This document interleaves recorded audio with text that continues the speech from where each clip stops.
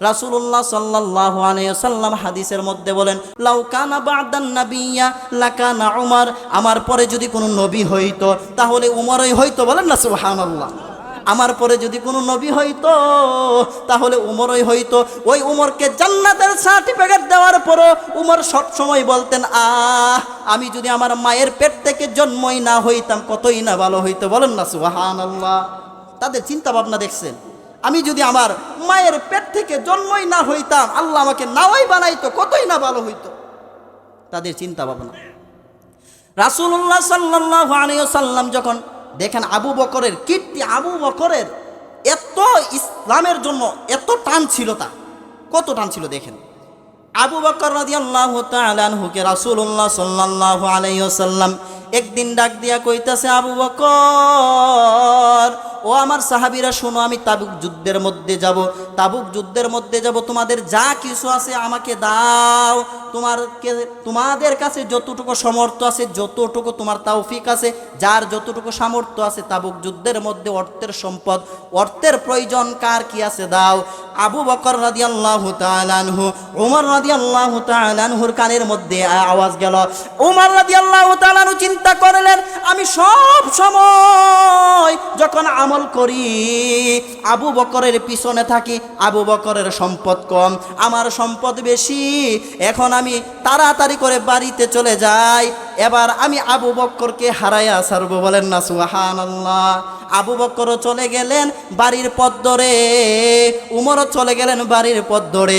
উমর রাদিয়াল্লাহু তাআলা আনহু রাসূলুল্লাহ সাল্লাল্লাহু আলাইহি ওয়াসাল্লামের সামনে সম্পদ আইনা দিলেন, বললেন, ইয়া রাসূলুল্লাহ, আমি আমার সম্পদ থেকে, রাসূল জিজ্ঞাসা করলেন, হে উমর তুমি কি নিয়ে আসছো?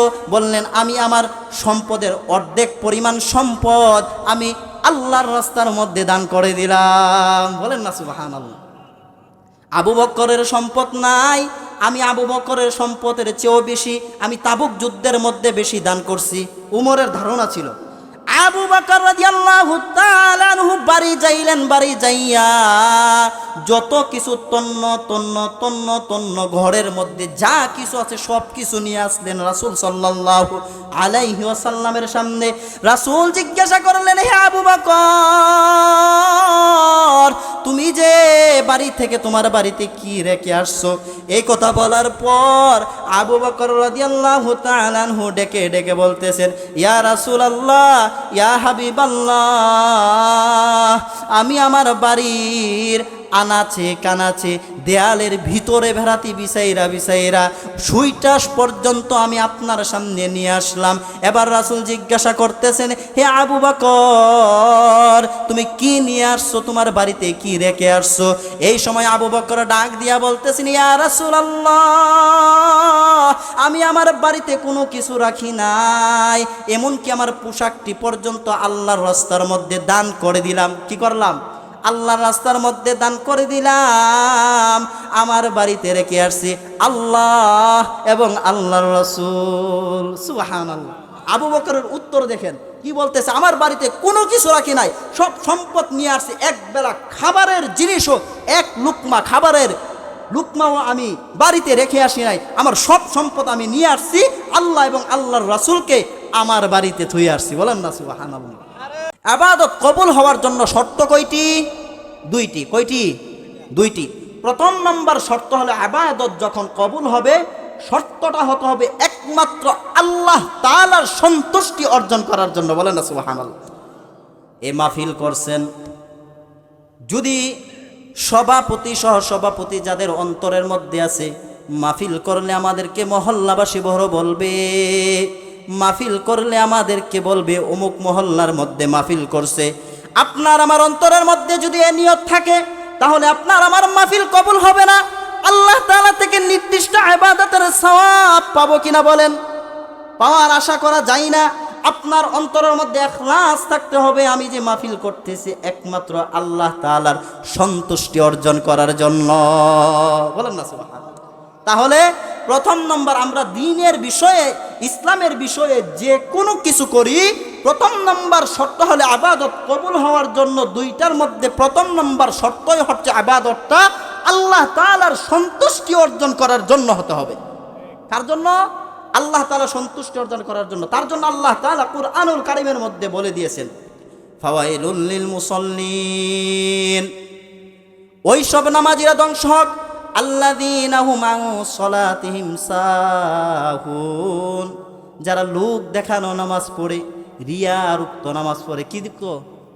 রিয়াযুক্ত, লোক দেখানো নামাজ পড়ে। ফাওয়াইলুল লিল মুসাল্লিন আল্লাযীনা হুম আন সালাতিহিম সাহুন আল্লাযীনা হুম ইউরাউন, ওই সব নামাজীরা আল্লাহ তাআলা কি বলতেছে, যারা লোক দেখানো নামাজ পড়ে তারা যেন ধ্বংস হয়ে যায়। আল্লাহ অভিশাপ করতেছে।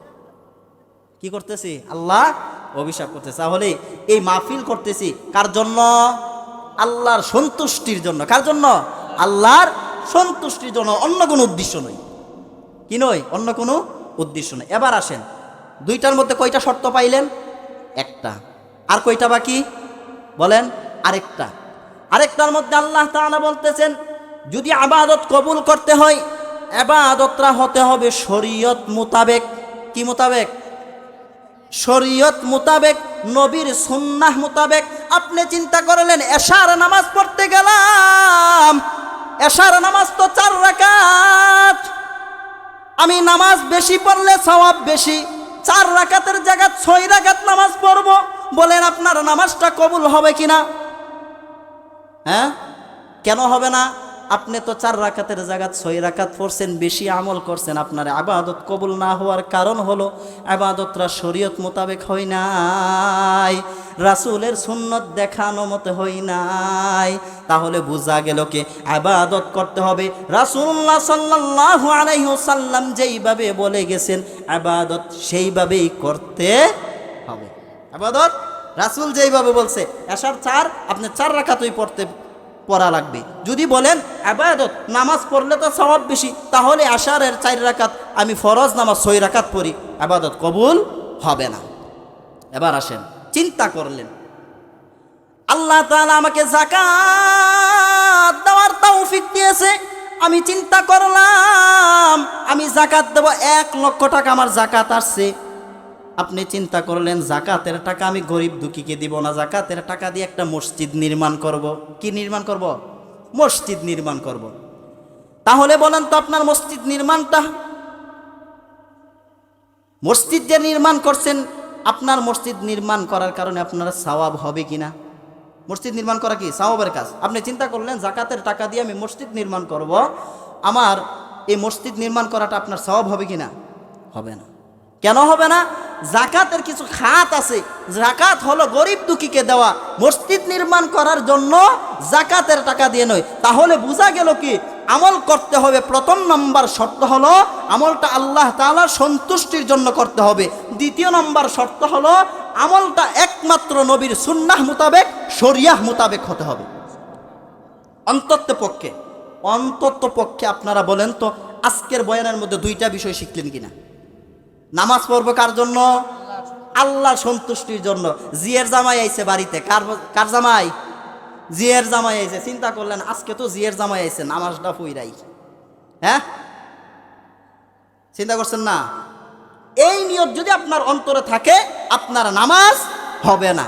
এবার আসেন, আপনি চিন্তা করলেন জিয়ের জামাই হোক জেহান হোক, আমি রাস্তায় আছি, আজান হইছে, আমি সালাত কায়েম করব। আজান হইছে, আল্লাহকে রাজি খুশি করানোর জন্য অন্তরে এটা যদি থাকে, তাহলে আপনার আমল কবুল হবে। এবার আসেন, যা কিছু করবেন এই মাহফিল থেকে অন্তত পক্ষে ছোট্ট 2টা বিষয় তো শিখছেন, আমল করব আল্লাহ তাআলার জন্য, দান করব আল্লাহর জন্য, যা কিছু করাম, স্ত্রীকে কাপড় চোপড় কিনে দেব আল্লাহর জন্য, সন্তানকে কাপড় চোপড় কিনে দেব আল্লাহর জন্য, যা কিছু করব দুনিয়ার সব কিছু আল্লাহর জন্য করব। কার জন্য? আল্লাহর সন্তুষ্টির জন্য। কার সন্তুষ্টি? আমলের জন্য। এবার আসেন, 2 নম্বর হলো ইবাদতটা সুন্নাহ মোতাবেক হতে হবে। কি মোতাবেক? সুন্নাহ মোতাবেক। এবার আসেন, এই 2টা বিষয় থাকার পরে চিন্তার ফিকির, ইবাদত করার পর চিন্তা করবেন আল্লাহ আমার ইবাদতটা কবুল করছে কিনা। আল্লাহ, ইবাদত করার পর টেনশন করা লাগবে, আমি যে এশার নামাজ পড়ে আসলাম, আমার আল্লাহ ইবাদত কবুল করছে কিনা। যদি ইবাদতটা কবুল না করে, কাল কিয়ামতের ময়দানে আমি কি জবাব দেব? আপনি দান করছেন, চিন্তা করবেন আল্লাহ আমার দানটা না। তার জন্য ইবাদত করার পর নবী রাসূলরাও চিন্তা করতেন, নবী রাসূলরাও কি টেনশনের মধ্যে থাকতেন।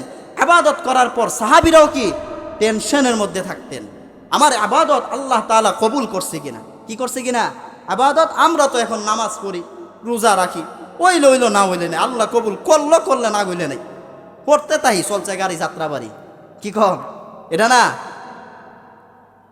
এখনো পর্যন্ত যারা নামাজ পড়ে 100 থেকে 90% বা 50% ধরেন, তাদের সূরা কেরাত সহি শুদ্ধ আছে কিনা আমার সন্দেহ আছে। যদি জিজ্ঞাসা করেন, আরে পড়তে আছে আল্লাহ কবুল করবো, কি হুজুর আল্লাহ কবুল করেনের মালিক কি না, আসলে এটা না। এই চিন্তা করলে চলবে না, চিন্তা করতে হবে আমি যে নামাজটা পড়তেছি আল্লাহ কবুল করছি কিনা, করবে কিনা, এই চিন্তা ফিকির আপনার অন্তরে থাকতে হবে। তাহলে আল্লাহ তাআলার থেকে নির্দিষ্ট প্রতিদান আমরা পাওয়ার আশা করা যায়। কি করা যায়? আশা করা যায়। এবার আসেন, সাহাবীরা যে টেনশন করছে আমল করার পরে, এটার একটা উদাহরণ দিই। সাহাবীরা যে টেনশন করছে, এমনও সাহাবীদেরকে রাসূলুল্লাহ সাল্লাল্লাহু আলাইহি ওয়াসাল্লাম হাতে ধরে ধরে বলছে তুমি জান্নাতি, তুমি জান্নাতি। তাহলে ওই সাহাবীরাও টেনশন করছে আল্লাহ আমাকে জান্নাত দেয় কিনা, অথচ স্বয়ং রাসূল বলছে তুমি জান্নাতি। স্বয়ং রাসূল বলার পরও তাদের অন্তরের মধ্যে টেনশন ছিল আল্লাহ আমাকে জান্নাত দেয় কিনা। আর আমাদেরকে জান্নাতের সার্টিফিকেট কেউ না দিতে আমরা চিন্তা ফিকির ছাই রই, কয়ে দিছে আল্লাহ আমার জান্নাত দিয়ে দিব, মরলই জান্নাত, কি মরলই জান্নাত। এই চিন্তা থাকা যাবে না। এই চিন্তা কি? রাসূলুল্লাহ সাল্লাল্লাহু আলাইহি ওয়াসাল্লাম একদিন আবু বকরকে ডাক দিয়ে বলেন, আবু বকর তোমার প্রতিদান আমি দিতে পারবো না, তোমার জন্য আবু বকরের কীর্তি, আবু বকরের প্রশংসা সিরাতের কিতাবের মধ্যে শেষ করার মতন নয়। যদি সারা রাত্র আবু বকরের প্রশংসা আপনাদের সামনে করি, রাসূলকে কতটুকু ভালোবাসতেন এ সম্পর্কে যদি আপনাদের সামনে বয়ান করি, শেষ করার মতন নয় রে বাবা। ও নূরপুর মসজিদ কমিটির যত মুসল্লিরা আছেন শুনে রাখেন, আবু বকর এত মর্যাদাশীল ছিল, এত মর্যাদার অধিকারী ছিল, তারপরও আবু বকর রাস্তা দিয়ে হাঁটতেন আর বলতেন হাই, একটা পাখিকে দেখে বলতেন ও পাখি তুমি উড়ে উড়ে যাইতেছো, আমি আবু বকরকে না বানাইয়া যদি তোমার মতন একটা পাখি বানাইতো, তাহলে আমার জাহান্নামের মধ্যে আল্লাহ তাআলার সামনে যাইয়া হিসাব দেওয়া লাগতো না। বলেন না সুবহানাল্লাহ। আবু বকরের চিন্তা ভাবনা। ওই আবু বকর রাদিয়াল্লাহু তাআলা আনহুকে রাসূলুল্লাহ সাল্লাল্লাহু আলাইহি ওয়াসাল্লাম একদিন ডাক দিয়া কই, আবু বকর আমাকে যে মাটি দিয়ে বানাইছে রে আবু বকর, ওই মাটির অবশিষ্ট যে মাটিটা ছিল, তারপর ওই দেহটা তারপর তোমাকে বানাইছে। বলেন না সুবহানাল্লাহ। অর্থাৎ আমাকে যে মাটি দিয়ে বানাইছে, ওই মাটি অবশিষ্ট থাকার পর তোমার দেহটা বানাইছে। তোমার দেহটা বানানোর পর যে অবশিষ্ট মাটি ছিল, ওই মাটিটা দিয়ে আল্লাহ তাআলা উমরকে বানাইছে। যে উমরকে রাস্তা দিয়ে হাঁটার সময় শয়তানও ভয় পাইত, যে উমরের জন্য স্বয়ং রাসূলুল্লাহ সাল্লাল্লাহু আলাইহি ওয়াসাল্লাম দোয়া করেছেন, আল্লাহ তুমি তাকে ঈমানদার বানিয়ে দাও। রাসূল দোয়া করেছেন উমরের জন্য। ওই উমরের জন্য রাসূলুল্লাহ সাল্লাল্লাহু আলাইহি ওয়াসাল্লাম হাদিসের মধ্যে বলেন, ক্বালান নবী সাল্লাল্লাহু আলাইহি ওয়াসাল্লাম লাউ কানা বা'দান নাবিয়্যা লাকানা উমর, আমার পরে যদি কোনো নবী হইতো তাহলে উমরই হইতো। বলেন না সুবহানাল্লাহ। আমার পরে যদি কোনো নবী হইতো তাহলে উমরই হইতো। ওই উমরকে জান্নাতের সার্টিফিকেট দেওয়ার পরও উমর সব সময় বলতেন, আমি যদি আমার মায়ের পেট থেকে জন্মই না হইতাম কতই না ভালো হইতো। বলেন না সুবহানাল্লাহ। তাদের চিন্তা ভাবনা দেখছেন, আমি যদি আমার মায়ের পেট থেকে জন্মই না হইতাম, আল্লাহ আমাকে নাওয়াই বানাইতো কতই না ভালো হইতো। তাদের চিন্তা ভাবনা। রাসূলুল্লাহ সাল্লাল্লাহু আলাইহি ওয়াসাল্লাম যখন দেখেন আবু বকরের কীর্তি, আবু বকরের এত ইসলামের জন্য এত টান ছিল, তার কত টান ছিল দেখেন। আবু বকর রাদিয়াল্লাহু তাআলা আনহুকে রাসূলুল্লাহ সাল্লাল্লাহু আলাইহি ওয়াসাল্লাম একদিন ডাক দিয়া কইতাছে, আবু বকর ও আমার সাহাবীরা শোনো, আমি তাবুক যুদ্ধের মধ্যে যাব, তাবুক যুদ্ধের মধ্যে যাব, তোমাদের যা কিছু আছে আমাকে দাও, তোমাদের কাছে যতটুকু সামর্থ্য আছে, যতটুকু তোমার তৌফিক আছে, যার যতটুকু সামর্থ্য আছে, তাবুক যুদ্ধের মধ্যে অর্থের সম্পদ, অর্থের প্রয়োজন কার কি আছে দাও। আবু বকর রাদিয়াল্লাহু তাআলা আনহু, ওমর রাদিয়াল্লাহু তাআলা আনহুর কানের মধ্যে আওয়াজ গেল। ওমর রাদিয়াল্লাহু তাআলা আনহু চিন্তা করলেন, আমি সব সময় যখন আমল করি আবু বকরের পিছনে থাকি, আবু বকরের সম্পদ কম, আমার সম্পদ বেশি, এখন আমি তাড়াতাড়ি করে বাড়িতে চলে যাই, এবার আমি আবু বকরকে হারাইয়া ছাড়বো। বলেন না সুবহানাল্লাহ। আবু বকরও চলে গেলেন বাড়ির পথ ধরে, উমরও চলে গেলেন বাড়ির পথ ধরে।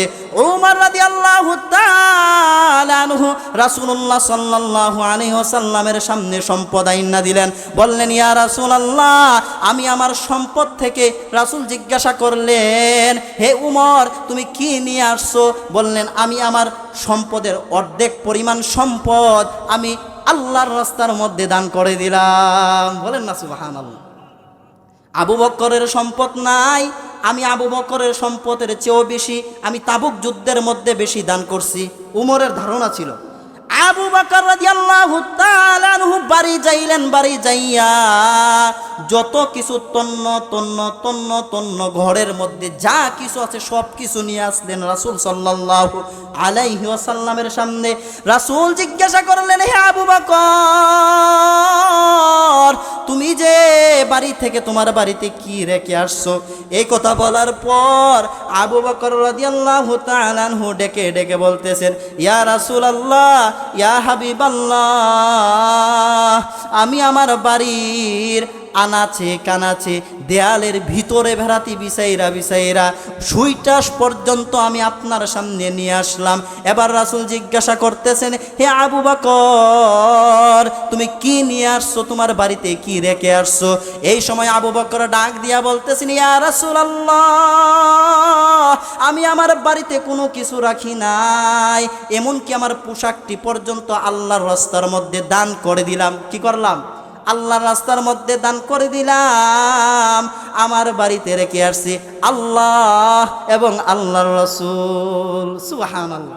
আবু বকরের উত্তর দেখেন কি বলতেছে, আমার বাড়িতে কোনো কিছু রাখি নাই, সব সম্পদ নিয়ে আসছি, এক বেলা খাবারের জিনিসও, এক লুকমা খাবারের লুকমাও আমি বাড়িতে রেখে আসি নাই, আমার সব সম্পদ আমি নিয়ে আসছি আল্লাহ এবং আল্লাহর রাসূলকে আমার বাড়িতে থুয়ে আসছি। বলেন না সুবহানাল্লাহ। কোরআন ও হাদিসের মধ্যে অনেক কীর্তি আছে, রাসূলের জন্য কত টান, রাসূলের জন্য কত মোহাব্বত। ও মাগো, এখনও সময় আছে, আপনার স্বামীটাকে, আপনার সন্তানটাকে এ মাহফিলের ময়দানে, এ জান্নাতের বাগানে পাঠিয়ে দেন, পাঠিয়ে দেন। এমনও হতে পারে এই আজকের বয়ানটা আপনার সন্তানের জন্য, আপনার সন্তানের জন্য হেদায়েতের জরিয়া হতে পারে। বলেন না সুবহানাল্লাহ। রাসূলের জন্য কত টান ছিল। আমরা মদিনায় যাইতে চাই কিনা? মদিনায় যাইতে চাই কিনা? আল্লাহ তাআলা আমাদের সকলকে মদিনায় যাওয়ার তৌফিক দান করুক। সকলে বলে আমিন। আরব সাগর পাড়ি দেব, নইকো আমার তরি,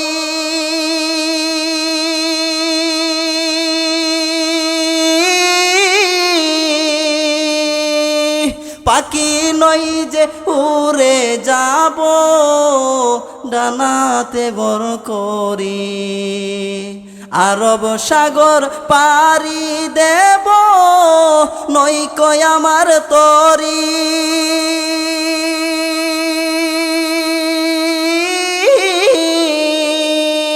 পাখি নই যে উড়ে যাব, ডানাতে বর করি। আশায় আছে সম্বল নাই, আশায় আছে সম্বল নাই, করি কি উপায়?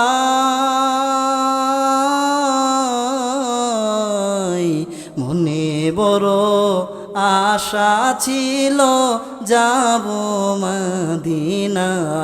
বলেন, মনে বড় আশা ছিল যাব মদিনা। কে যাও রে ভাই কাফেলাতে, কে যাও বায়া তোরি রে ভাই যাও না ও ভাই সঙ্গে লইয়া খানি কৃপা করি। কে যাও রে ভাই কাফেলাতে, কে যাও ভাইয়া তোরি রে ভাই, যাও না ও ভাই সঙ্গে লইয়া খানি কৃপা করি। সঙ্গে যদি না নাও মুরে গিয়ে মদিনা,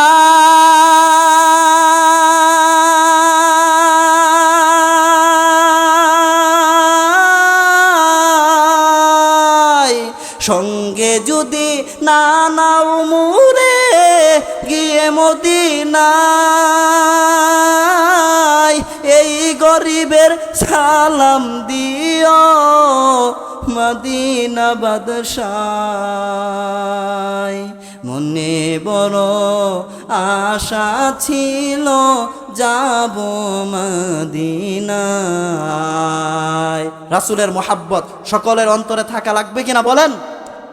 রাসূলের মোহাব্বত একমাত্র আবু বকর সিদ্দিক নাম হওয়ার কারণই হলো রাসূলের প্রতি মোহাব্বত ছিল। রাসূলের প্রতি কি ছিল? মোহাব্বত ছিল। আমরা তো এখন ধন দৌলত নিয়ে পাগল। রাসূলুল্লাহ সাল্লাল্লাহু আলাইহি ওয়াসাল্লাম মক্কা থেকে যখন মদিনায় হিজরত করতে যাবেন, দেখেন আবু বকরের ভালোবাসা কত ছিল।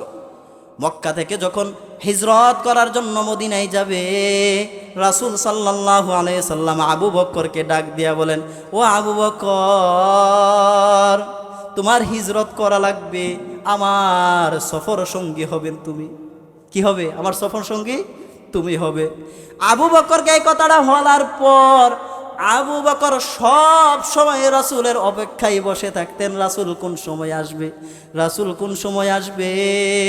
না জানি রাসূল আইসা আমাকে ডাক মারে, আমি যখন ঘুমায়া থাকি রাসূল যখন ডাক দিবে, আমি যদি না উঠতে পারি রাসূল কষ্ট পাইবে।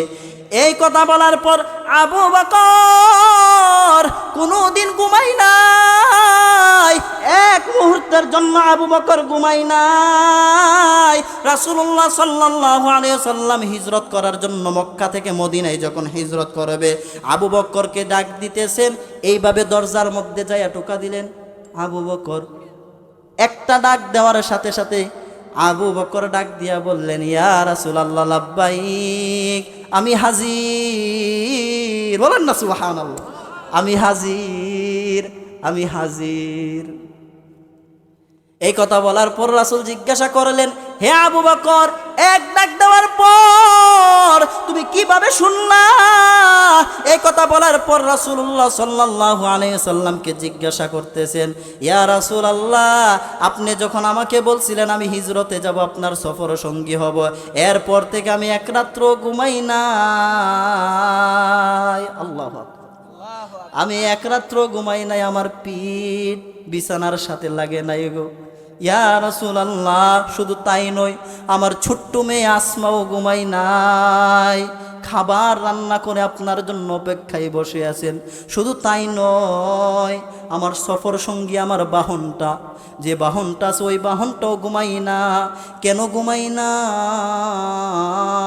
আমার রাসূল যখন বলবে, হে আবু বকর, আমি যখন ঘুমাই থাকবো, ওই সময় আমি যখন উঠব না, শত্রুরা আপনাকে আইসা পিটাইতে থাকবে। ওই সময় আমি আবু বকর সহ্য করতে পারবো না। এক ডাক দেওয়ার পর লাব্বাইক বলে লাভ দিয়ে উঠে গেছেন। বলেন না সুবহানাল্লাহ। একটা ডাক। আবু বকর সফর সঙ্গী হলেন। তারা কি ছিল দেখেন, মালের কোনো মায়া ছিল না, সম্পদের মায়া ছিল না, শুধু রাসূলের ভালোবাসা ছিল, ইসলামের ভালোবাসা ছিল। কি ছিল? ইসলামের ভালোবাসা ছিল।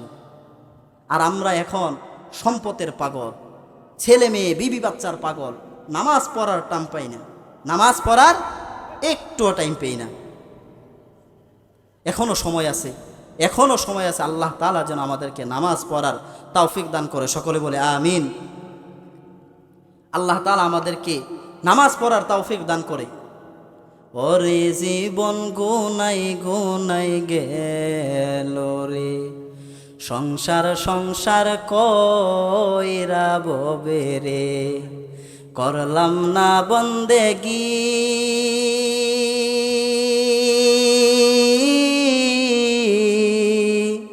কি হবে মোর উপায় হবে গো কবরের জিন্দেগি রে, ওরে জীবন গোনাই গোনাই গেল রে। ঠিক কিনা বলেন? সংসার সংসার কইরা গেল। নিঃশ্বাসের বিশ্বাস কইরা রে বাদলে বাড়ি ঘর,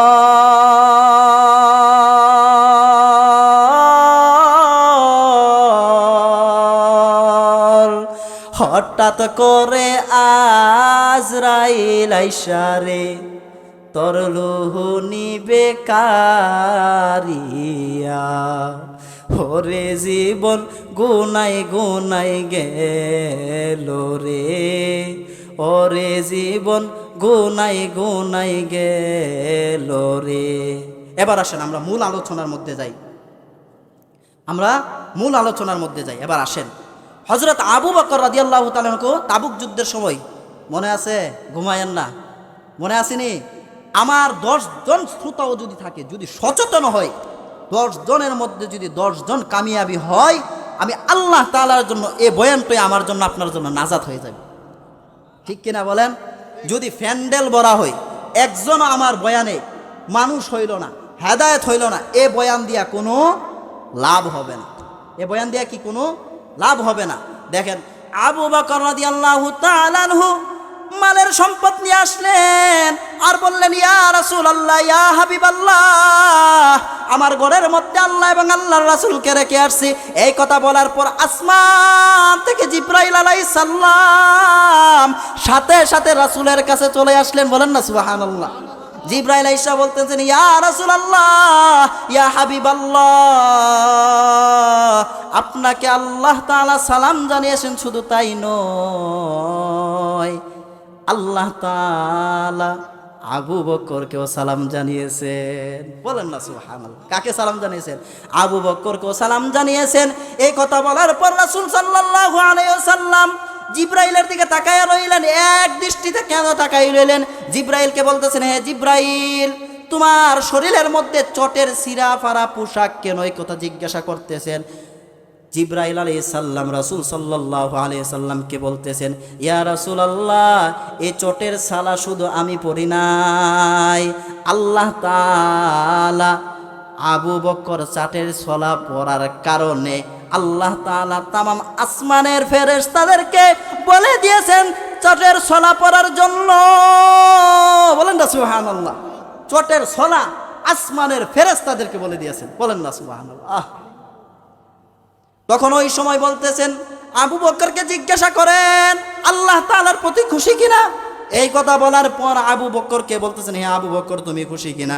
আবু বকর ডাক দিয়া বললেন, আল্লাহ যেহেতু খুশি আমিও খুশি হয়ে গেলাম। বলেন না সুবহানাল্লাহ। আল্লাহ যেহেতু খুশি আমিও খুশি হয়ে গেলাম। এবার আসেন, আল্লাহ তাআলা কি খুশি করার জন্য কয়টা ইবাদত কবুল হওয়ার জন্য কয়টা শর্ত? বুঝলা গেছে? কয়টা? 2টা। 1 নম্বর কি শর্ত? ইবাদত আল্লাহ তাআলা সন্তুষ্টির জন্য হতে হবে। 2 নম্বর, ইবাদতটা হতে হবে শরীয়ত মোতাবেক। কি মোতাবেক? শরীয়ত মোতাবেক। আমরা এখন যারা আছি সব সময় শরীয়ত মোতাবেক চলার জন্য চেষ্টা করব।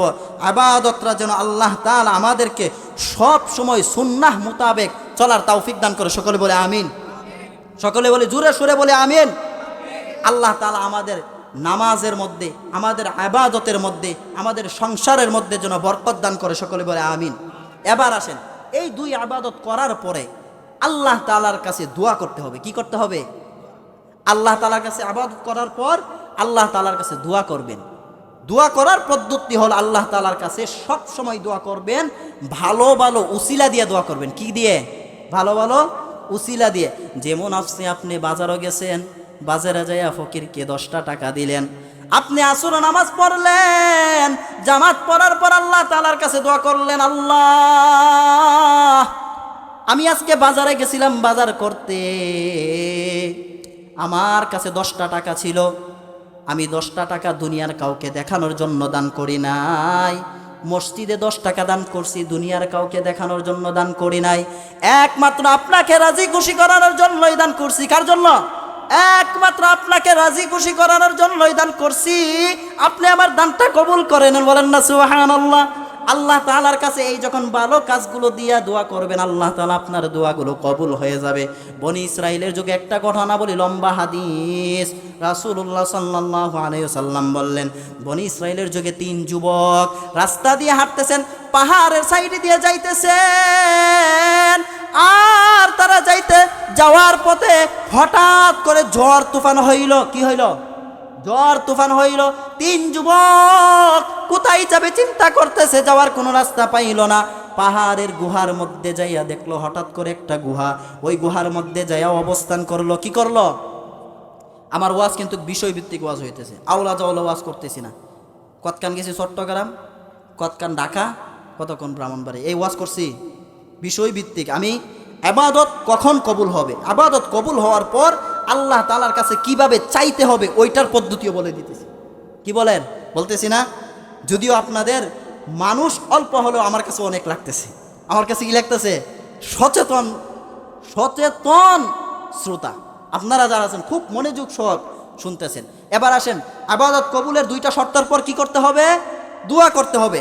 আল্লাহ তাআলার কাছে ভালো ভালো উসিলা দিয়ে, আল্লাহ আমি আমার বিবিকে আজকে সুন্দর একটা শাড়ি কিনে দিয়েছি, আল্লাহ এই শাড়িটা দিয়েছে একমাত্র আপনার সন্তুষ্টির জন্য, আপনি আমার দোয়াটা কবুল করে নেন, তার বিনিময়ে কাল কিয়ামতের ময়দানে আপনাকে জান্নাত নসিব করিয়েন। বলেন না সুবহানাল্লাহ।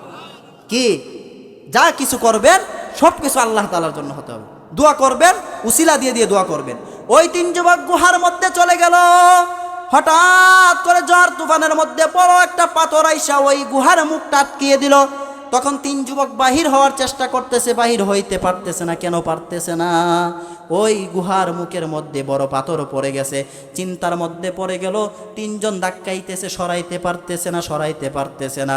ওই সময় চিন্তায় পড়ে গেল, কি করব বলো, এখন কি করব? এখান থেকে বাহির হওয়ার কোনো রাস্তা নাই। আমরা যদি এখান থেকে ডাকিও দুনিয়ার কোনো মানুষ শুনবে না, একমাত্র আল্লাহ তাআলাই আমাদেরকে গুহা থেকে বাহির করতে পারে। কে বাহির করতে পারে? আল্লাহ তাআলাই বাহির করতে পারে। তাহলে কি করা দরকার? আল্লাহ তাআলার কাছে দোয়া করতে হবে। সব সময় আল্লাহ তাআলার কাছে কি করতে হবে? দোয়া করতে হবে। আমরা তো এখন দোয়া করি, মসজিদে দান করি, দান কই রাখে হুর আল্লাহ আমার দিয়া না, কি করে না? এমন আছে না? আছে তো দোয়া করে পুত্রারে বিদেশ পাঠামু। আল্লাহর কাছে কত দোয়া করতেছি পুত্রারে বিদেশ নিতাম, আল্লাহর কাছে কত দোয়া করতেছি আমার একটা সন্তান দিত, আল্লাহ তো আমার দোয়া কবুল করে না। কি করে না? আসলে আল্লাহ তাআলা হাদিসের মধ্যে বলছেন সবার দোয়া আল্লাহ কবুল করেন। কাল কিয়ামতের ময়দানে আল্লাহ তাআলা আপনাকে এমন পুরস্কার দিবেন, তুমি যে আমার কাছে দুনিয়াতে দোয়া করছিলা ওই পুরস্কারটা আমি দুনিয়াতে দেই নাই, আমি আল্লাহ তাআলা চিন্তা করলাম তোমাকে দুনিয়াতে না দিয়ে আখিরাতে দিলে উত্তম হবে, তার জন্য আমি এটা আখিরাতের মধ্যে রেখে দিলাম, আখিরাতেই দিলাম। বলেন না সুবহানাল্লাহ। ওই সময় আল্লাহ তাআলাকে বলবে, আল্লাহ আপনি আমাকে দুনিয়ার জমিনে আমি যত দোয়া করছি এই পুরস্কারগুলো আপনি আমাকে দুনিয়ার জমিনে না দিয়া যদি আখিরাতের মধ্যে দিতা কতই না ভালো হইতো। বলেন না সুবহানাল্লাহ। ওই সময় আল্লাহকে জিজ্ঞাসা করো, আল্লাহ আমার দোয়া দুনিয়াতে কবুল না কইরা সব দোয়া আখিরাতেই দিতা ভালো হইতো। তো আল্লাহ কারোকে সন্তান দেই না, চিন্তা করার কি কোনো কারণ নাই। বুঝতে হবে আল্লাহ তাআলা আমাদেরকে কি পরীক্ষার মধ্যে ফেলাইছে। তুমি কাউকে দিলা 10টা সন্তান, জায়গা সম্পদ নাই, কাউকে দিলা কোটি টাকা, একটি সন্তান নাই। ঠিক কিনা বলেন? আসেনি?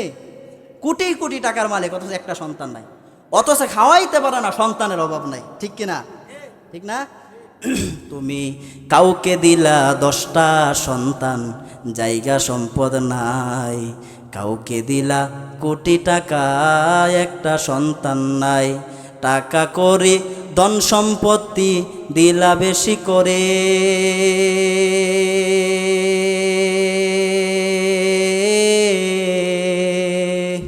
মরার পরে কান্দে করে কবরে নামাবে কে তারে রে, কি খেলা খেলিছ দয়াল রে, খেলা বড়ই চমৎকার,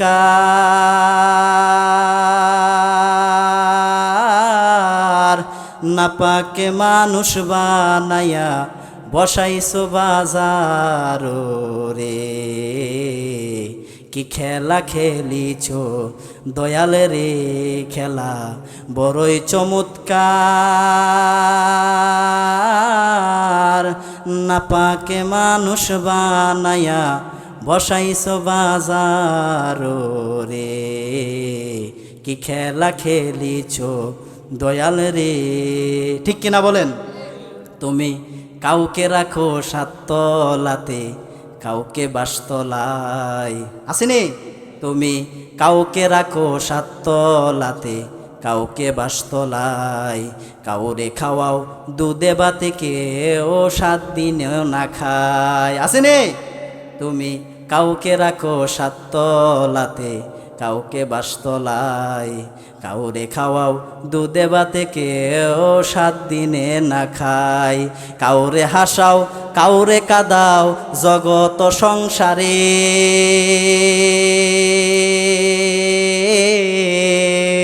আসেনি কাউরে হাসাও কাউরে কাদাও জগত সংসারে তোমারি কুদরতের খেলা কে বুঝিতে পারে রে কি খেলা খেলিছ দয়াল রে খেলা বড়ই চমৎকার নাপাকে মানুষ বানায়া বসাইছ বাজার রে কি খেলা খেলিছ দয়াল রে আসেনি আপনাদের দেশে এসব আল্লাহ তাআলা আমাদেরকে পরীক্ষা করে অনেক মানুষকে পরীক্ষা করে এ পরীক্ষার ধৈর্য ধরতে হবে তুমি নির্দোষী রে দোষী বানাও ববের জেলখানায় আছে না নির্দোষী রে দোষী বানায় না তুমি নির্দোষী রে দোষী বানাও ববের জেলখানায় দোষী বানাও আবার তুমি গোরাও দুনিয়া আছে না এরকম জায়গায় জায়গায় আছে অনেক নির্দোষ আছে জেল খাটতেছে অনেক নির্দোষ আছে জেল খাটতেছে আবার দোষীকে এই দুনিয়ার জমিনের মধ্যে ওপেন ঘুরতেছে তুমি নির্দোষী রে দোষী বানাও ববের জেলখানায় আবার অপরাধ করিয়া কেহ ঘুরে সর্বদাই নদীর এপার বাঙ্গে ওপার গড়ে এই তো নদীর খেলা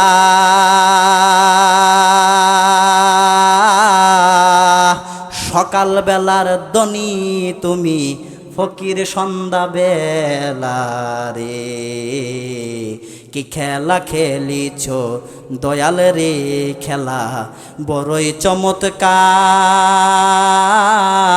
নাপাকে মানুষ বানায়া বসাইছ বাজার রে কি খেলা খেলিছ দয়াল রে তুমি কারো কলিজায় আগুন দিলা সন্তান কাইরা নিয়া কারো করলা চির দুঃখী মা বাবা হারায়া ঠিক কিনা বলেন আছে না তুমি কারো কলিজায় আগুন দিলা সন্তান লাশ বানায়া কাউরে করলা চির দুঃখী মা বাবা হারায়া কাউরে করলা জনম দুঃখী স্বামী কাইরা নিয়া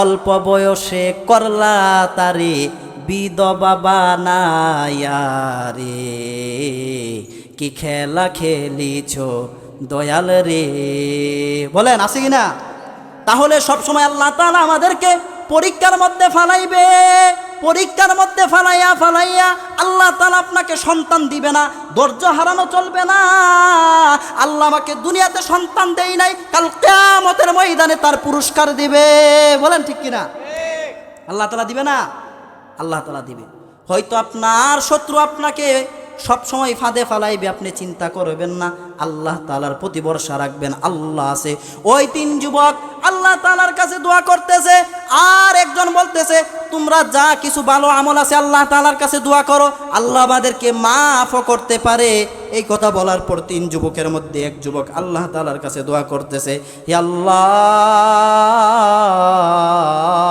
কি দোয়া করতেছে 3 যুবক ওই গুহার মধ্যে আটকাই পড়ে গেছিল না 3 যুবক দোয়া করতেছে একজন দোয়া করতেছে হে আল্লাহ, আমরা এই মুসিবতের মধ্যে পড়ে গেলাম গো আল্লাহ, এই মুসিবত থেকে একমাত্র আপনিই রক্ষা করতে পারেন, আপনি ছাড়া কেউ রক্ষা করতে পারবে না। আল্লাহ তাআলার কাছে দোয়া করতেছি, আল্লাহ আমার একজন বৃদ্ধ মা আছে গো আল্লাহ, আমার বৃদ্ধ মাটাকে আমি সব সময়, আমার একটা গুণ ছিল, আমার মাকে না খাওয়াইয়া আমি আমার সন্তানদেরকেও খাওয়াইতাম না। একদিন সন্ধ্যাবেলা আমি ক্ষেতের মধ্যে ঘাস কাটতে চলে গেলাম, আমি আস্তে আস্তে অনেক রাত্র হয়ে গেল। ওই সময় আমার মার কাছে আইসা দেখলাম আমার মা ঘুমায়া গেছে। আমি বকরি থেকে দুধ দহন করে আমি আমার মার কাছে নিয়ে গেলাম, আমার মা ঘুমিয়ে গেছে। আমার সন্তানগুলো খিদার তাড়নায় কাঁদতেছে, সন্তানগুলো বলতেছে বাবা খাবার দাও, খাবার দাও। আমি বললাম আমার মা যতক্ষণ পর্যন্ত না খাইবে ততক্ষণ পর্যন্ত তোদেরকে খাবার দেব না। বলেন না সুবহানাল্লাহ। এই জমানার মধ্যে আছে, এখনো আছে, মার বদদুয়া নেই। ওরে বাবা, 5টা সন্তানকে তুমি লালন পালন করতে পারো, একটা মা বাবা 10টা সন্তানকে লালন পালন করতে পারে, অথচ মা বাবা 2 জনকে একটা সন্তান লালন পালন করতে পারে না। আমাদের মতন হতভাগা আর কে হতে পারে রে হতভাগা। সব সময় বলি, যদি তুমি আসমানে দুনিয়াতে সফল হতে চাও, একজনের দোয়াই তুমি সফল হতে পারবে। কার দোয়া বলেন? মায়ের দোয়া লো হে মমিন, মায়ের দোয়া লো, মায়ের দোয়া লো হে মমিন, মায়ের দোয়া লো। বিপদে পড়বে না তুমি যখন যেতাই যাও, বিপদে পড়বে না তুমি যখন যেতাই যাও। মায়ের দোয়া লো হে মমিন, মায়ের দোয়া লো, মায়ের দোয়া লো হে মমিন, মায়ের দোয়া লো। ওই যুবক আল্লাহ তাআলার কাছে দোয়া করলেন, আল্লাহ সারা রাত্র আমার সন্তানগুলো কেঁদে কেঁদে ঘুমিয়ে গেছেন, আমি আমার মাকে খাবার দেই নাই, একমাত্র আমার মাকে খাওয়ানোর জন্যই। আল্লাহ আমার এই আমলটা যদি আপনার কাছে পছন্দ হয়, আপনি আমার দোয়াটা কবুল করে ফেলেন। আল্লাহ আপনি আমাদেরকে এখান থেকে বাহির হওয়ার রাস্তাটা খুলে দেন। আল্লাহ তাআলা দোয়া কবুল করে ফেললেন।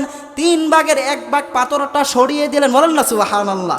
কিন্তু বাহির হইতে পারতেছে না, আরো 2 ভাগ খোলার বাকি আছে।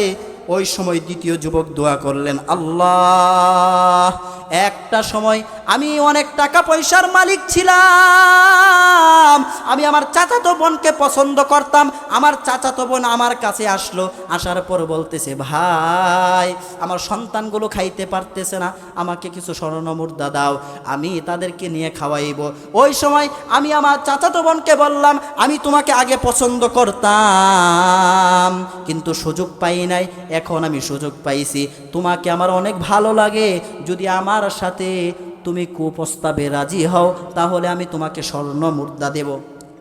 এই প্রস্তাব দেওয়ার পর চাচাতো বোনও রাজি হয়ে গেল। কথা আছে না, অভাবে স্বভাব নষ্ট। কি নষ্ট?